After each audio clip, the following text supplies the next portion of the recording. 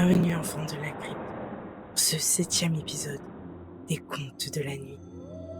N'hésitez pas à vous abonner, à mettre un pouce j'aime si vous avez aimé la vidéo et à cliquer sur la cloche pour ne rien rater. Ce soir, nous allons parler d'une histoire, enfin, de 2 histoires. La première, c'est une histoire paranormale ou un crime? À vous de me le dire.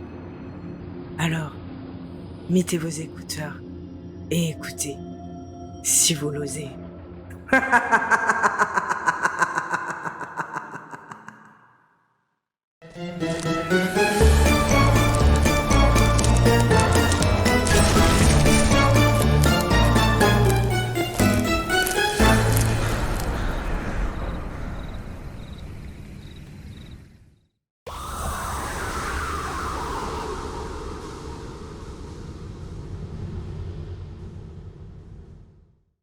Bonjour, je m'appelle Lise, j'ai 26 ans et je suis pompier dans le Texas.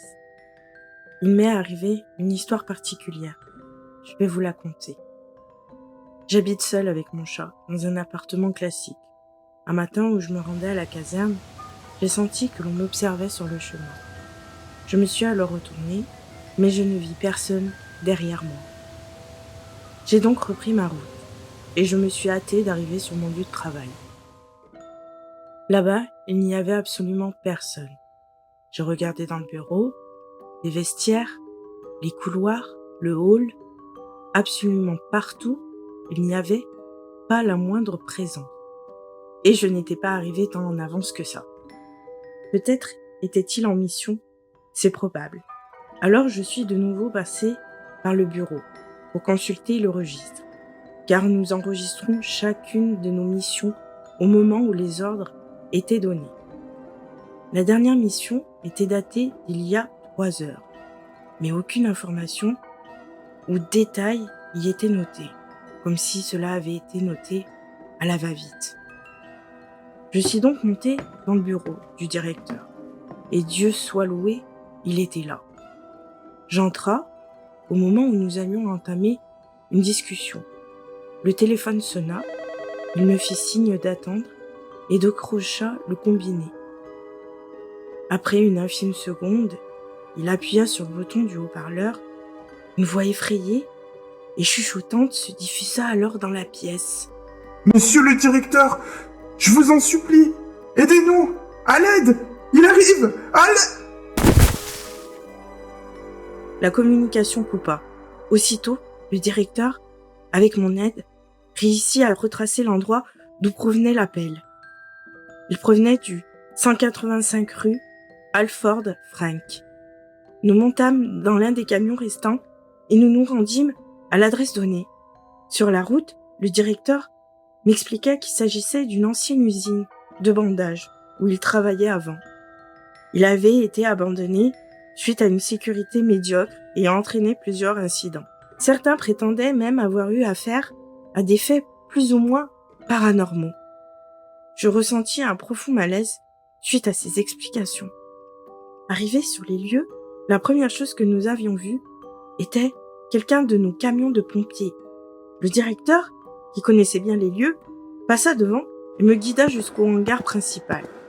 Ce dernier était plongé dans le noir, excepté une petite bougie près d'une porte. Puis une autre dans le couloir. Elle traçait une sorte de jeu de piste aux arrières, ton glauque. Chaque flamme accroissant notre crainte de découvrir un macabre trésor aux pièces de chair et de tripes.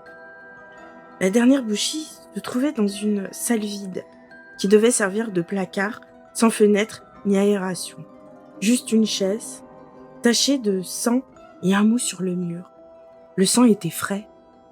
Nous hésitions à nous retourner, sentant tous deux une présence derrière nous.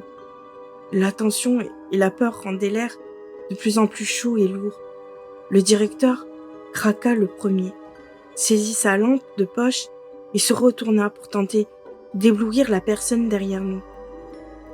Mais il fut plus rapide et le tua.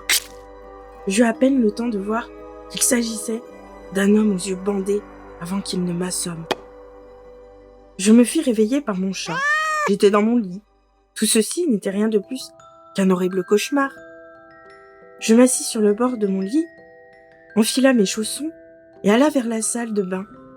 Je me mis face au lavabo et lorsque je releva la tête vers le miroir, mon sang ne fit qu'un tour. Je remarqua, en premier lieu, une phrase. Ne regarde pas derrière toi. En second lieu, un filet de sang, là où l'homme aux yeux bandés m'avait frappé pour m'assommer. En dernier lieu, l'homme aux yeux bandés. Allez, on passe à la deuxième histoire. On va parler de deux âmes sœurs. C'est dur à trouver l'amour. Quand je dis l'amour, c'est le véritable amour. Et quand on le trouve, on pourrait tout donner pour cette personne. Vous ne savez pas de quoi je parle? Nous allons voir.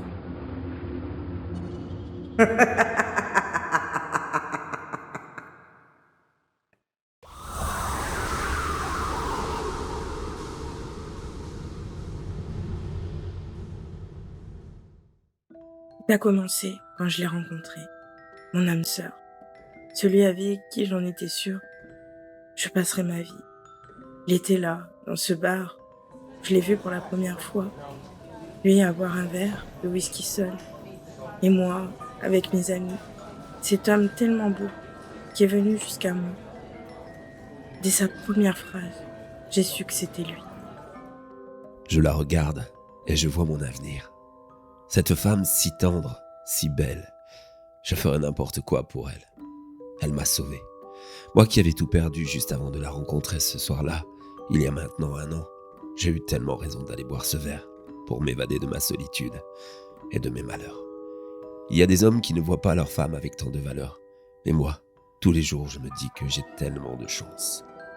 Nous avons eu ce coup de foudre que peu de gens peuvent expliquer. C'est la moitié de mon cœur. Alors c'est vrai, très vite, nous avons emménagé ensemble. Gagnant très bien notre vie tous les deux, lui étant comptable et moi gérante d'une boutique de prêt-à-porter de luxe, nous avons pu emménager dans une très belle demeure. Un quartier bien tranquille, où toutes les maisons sont plus belles les unes que les autres, et où l'on pourrait finir nos jours heureux. Finalement, nous avons décidé de ne pas avoir d'enfants. Non pas parce que nous ne les aimons pas, bien au contraire, mais parce que nous préférions rester ensemble, comme cela, et savourer notre amour à deux jusqu'à la fin. Et cela nous convenait plutôt bien d'ailleurs. Nous pouvions faire ce que nous voulions, nous promener le long de la mer, partir sur un coup de tête les week-ends, ou bien même faire l'amour toute la journée, si l'on en avait l'envie. Ses courbes, son corps me rendait fou d'amour pour elle. D'ailleurs, je lui disais toujours, je pourrais tuer pour toi si tu me le demandais. Quand je le lui disais, elle me regardait et rigolait. J'adore son rire. J'adore tout d'elle. Des fois, je me dis même que je ne suis pas assez bien pour elle. Il m'a toujours donné de l'attention et de l'amour. Alors moi, je voulais être la meilleure femme à ses yeux. Il avait toujours son petit déjeuner le matin, son déjeuner prêt pour le midi sur la table et sa mallette prête près du porte-manteau, car monsieur oubliait toujours tout. Puis, nous nous sommes mariés. Et oui, il m'a demandé en mariage. Et j'ai dit oui. Oui! J'étais bien obligée. Qui ne rêverait pas d'avoir un homme comme lui? Le jour où l'on s'est mariés, je m'en souviens encore. Elle était dans cette robe blanche, tellement belle, avec toute notre famille à la contempler. J'étais si heureux, tellement fier d'être son époux. C'est vrai, nous nous aimions. Nous étions tellement proches, mais quelque chose nous manquait à lui et à moi. Cet amour, nous le trouvions fade. Nous étions heureux, mais je ne sais pas comment l'expliquer. Il manquait quelque chose de plus. Nous sommes restés longtemps comme ça, à chercher ce qu'il nous manquait, à attendre de trouver cette chose qui remplirait notre cœur. Et enfin, ce soir-là, nous l'avions trouvé. Ce soir-là, je me rappelle tellement. C'est là où nous avons complété ce bonheur tellement attendu. Elle avait invité ce cher couple qui habitait en face de chez nous pour un repas, Un repas des plus somptueux qu'elle avait fait. C'était un vendredi soir exactement. Elle voulait qu'on fasse plus connaissance avec nos voisins, ce qui était jusque-là plutôt normal. Mais malheureusement, la soirée ne s'est pas passée comme prévu. Le voisin n'a pas été des plus respectueux envers ma femme. Dans la cuisine, quand je suis allé chercher une bouteille de vin rouge avec lui pour qu'il regarde celle qu'il voulait boire, il m'a dit cette chose que je n'oublierai jamais. « Elle est belle, ta femme. Tu ne la prêterais pas ?» Alors oui, je me suis mis en colère, mais vous pouvez comprendre, non. J'ai pris la bouteille et je lui ai éclaté contre son crâne. Avec les morceaux de verre, je lui ai tranché la gorge. C'était la première fois que je faisais ça. Il y avait du sang partout. Alertés par un bruit, la voisine et moi, nous avons couru dans la cuisine. Cette image qui se trouvait devant moi, lui en me regardant dans les yeux, sachant pertinemment ce qu'il pensait. Certainement, je suis désolée. Notre amour était fini. Et là, la voisine, dans un élan, se rua sur le téléphone pour appeler la police. J'ai tout de suite pris le couteau qui se trouvait sur le plan de travail et lui ai asséné au moins 20 coups de couteau pour protéger l'homme de ma vie. Non, mon amour, ce n'est pas fini. Je te protégerai jusqu'à ma mort.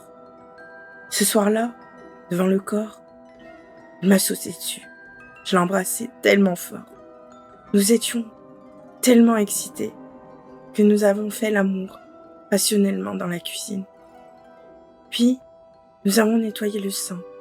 Lui a pris des sacs poubelles pour mettre le corps dedans et nous les avons enterrés dans la cave située tout au fond de notre maison.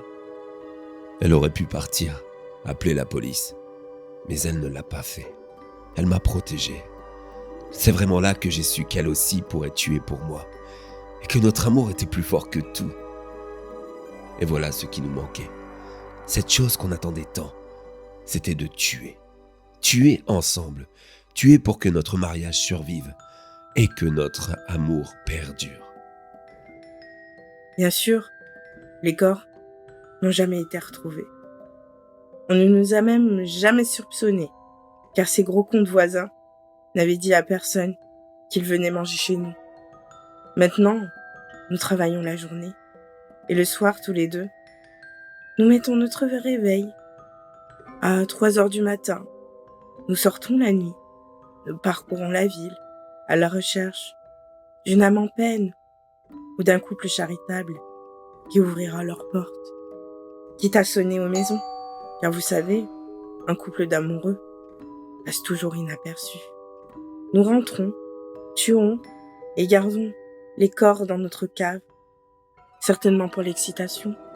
Alors vous, qui écoutez, qui rigolez en écoutant cette vidéo, faites attention, car peut-être que le prochain, ce sera vous. Vous avez aimé? Je remercie Creepy Story pour sa participation. Je vous dis à la semaine prochaine pour une nouvelle vidéo et je vous souhaite une bonne nuit.